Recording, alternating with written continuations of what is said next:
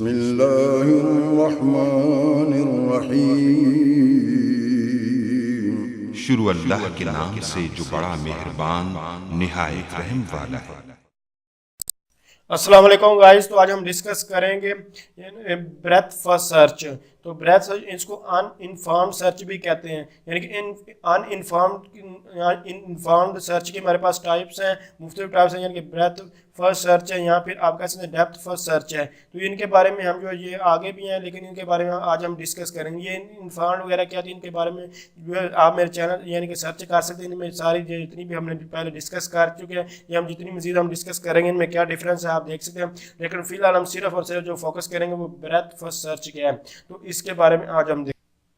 तो इसको हम BSF भी कहते हैं। हमारे पास इसको जो हमारे यानी कि ये हमारे स्लाइड्स हैं, इनमें दो टॉपिक्स हैं, एक हमारा ब्रेथ फर्स्ट सर्च है और एक हमारा डेप्थ फर्स्ट सर्च है। तो इस ट्यूटोरियल में हम जो ब्रेथ फर्स्ट सर्च के बारे में डिस्कस करेंगे, तो इसमें क्या होता है कि हमारे पास जो ये मुख्तलिफ जो आपको जो थ्योरी जो नज़र आ रही है, ये सारा कुछ आप मेरे चैनल से सर्च कर सकते हैं। ये इनके बारे में डिस्कस बाद में करेंगे।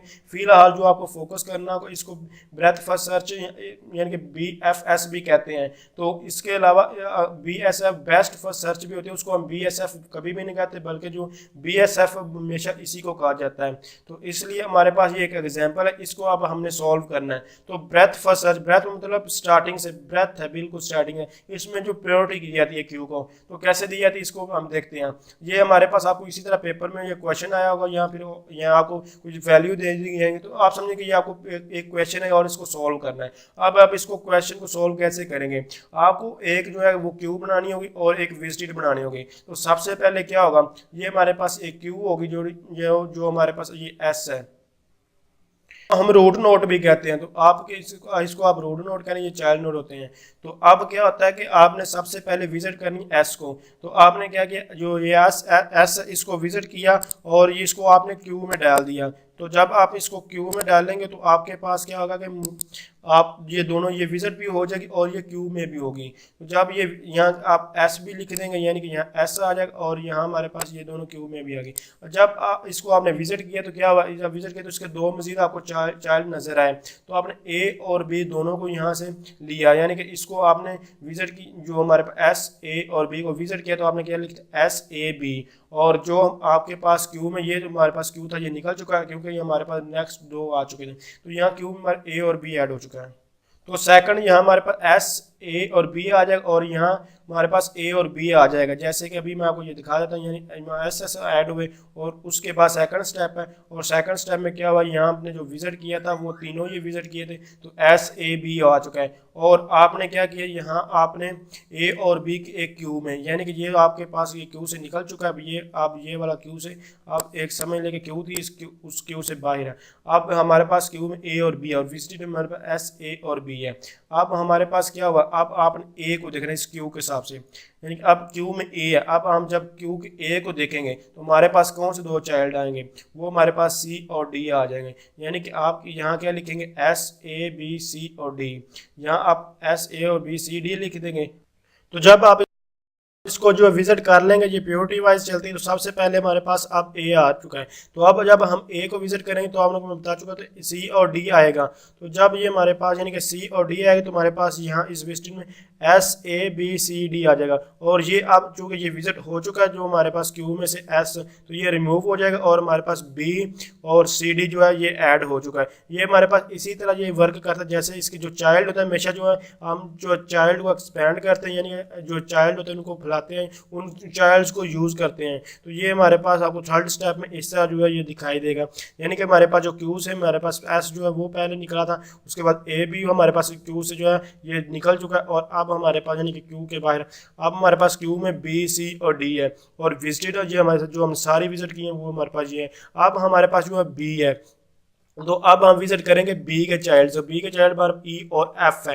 तो जब E और F को हम विजिट करेंगे तो हमारे पास SABCD पहले था, तो यहाँ D कोमा हमारे पास F आ, यानी कि D और D के पास E और F आ जाएगा। तो आपने यहाँ जस्ट आपने जो स्टेप 4 है, यहाँ आपने जो है E और F इसके बाद लिख देना है, और E और F लिखने के बाद यहाँ से हमारे पास जो है B है वो रिमूव हो जाएगा, यानी कि ऊपर हमारा ये B जब रिमूव होगा तो हमारे पास क्या होगा, यहाँ 4 स्टेप में यहाँ हमारे पास जो है सी डी और हमारे सी डी हमारे पास, और यानी कि सी डी के अलावा हमारे ऐड जो हमने किए हैं वो ई और एफ किए हैं, तो इनके इसके बाद ई और एफ ऐड हो जाएंगे। तो ये 4 स्टेप है, 4 स्टेप में आप इस तरह जो लिखेंगे तो ये हमारे पास इस तरह ऐड हो। हमारा जो ये आपको जो नज़र आ रहा है ये डबल कोड, ये हमारा टारगेट नोड है, ये यानी कि इसको हमने अचीव करना है। जब ये हमारे पास अचीव हो जाएगा तब हम जो है जी सर्च अपनी स्टॉप कर देंगे। अब हमारे पास यानी कि ये विजिटेड है, ये हमारे एफ तक हम यहाँ तक जो है विजिट हो देख सकते हैं, ये विजिटेड हो चुके हैं। अब हमारे पास क्यू में सी है, तो अब हम क्यू को जो है एक्सपेंड करेंगे, यानी कि क्यू के आप चाइल्ड को लिखेंगे तो क्यू में हमारे पास ये दोनों जो चाइल्ड आ रहे हैं जी और एच, तो जी और एच को हम जो है कि ये विजिटेड में लिख देंगे S A B C D E F G और एच, और यहाँ आप क्या लिखेंगे सी को, चूँकि हम विजिट किए इसके चाइल्ड आ चुके हैं, ये हमारे पास जो है सी ये रिमूव हो जाएगा। तो इसके बाद हमारे पास जो 5th स्टेप में इसमें डी ई एफ और जी और एच आ जाएगा। तो इसलिए हमारे पास जो स्टेप है इसमें आप देख सकते हैं ये सी हम जो है रिमूव कर दिए, डी ई एफ जी और एच हमने जो है इसमें ऐड कर दिया 5th स्टेप में। तो इसके बाद आपने जी और एच, अब ये हमारा जो गोल है वो अचीव हो चुका है। तो अब इस क्यू को आपने एम्प्टी करना है, ये हमारे पास लास्ट तक, अब हमारे पास कोई भी आगे चाइल्ड नहीं है। इस तरह जो विजिटेड है, अब इस क्यू को हमने लास्ट तक जो है एम्प्टी करना है, यानी कि जितने इन सारों को एक बार फिर भी देखेंगे। तो ये हमारे पास, अब ये पहले मैंने डी को रिमूव किया, डी के बाद हमारे पास ई है, आप ई को देखेंगे, इसको रिमूव करें, उसके बाद एफ को देखेंगे 7 स्टेप में, तो अब एफ को रिमूव करके जी, और जी के बाद हमारे पास एच रह जाएगा। तो एच हमारा पास ये गोल जो है, ये गोल हम जहाँ से अब अचीव कर चुके हैं।